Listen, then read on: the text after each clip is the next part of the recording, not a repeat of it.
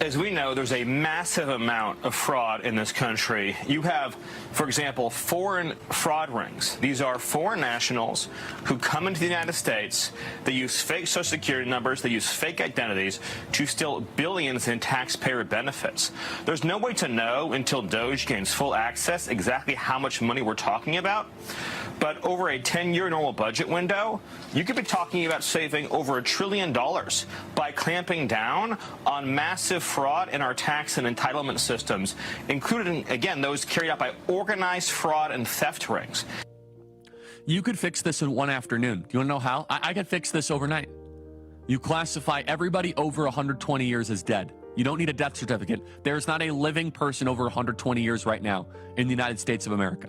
I think the oldest person ever to live in America is like 122, ever, in the history of the country.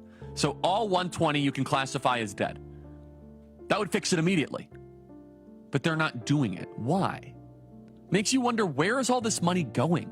Who is benefiting from this? The old Latin phrase, cui bono, who is to benefit from this? Why won't you just spend the $10 million to clean it up? Elon Musk believes this is one of the greatest discoveries of fraud ever. And then it really makes you wonder, if our Social Security logs are this messed up, how messed up are our voting logs? How messed up are the elections?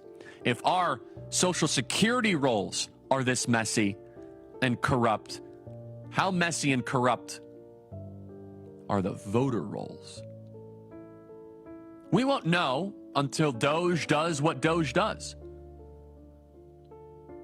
But it makes you wonder. It makes you ponder. Is our nation needlessly going into debt to the tune of $35 trillion to not even send money to its citizens? These are very scary questions. This is an untreated cancer that is metastasizing throughout the federal government.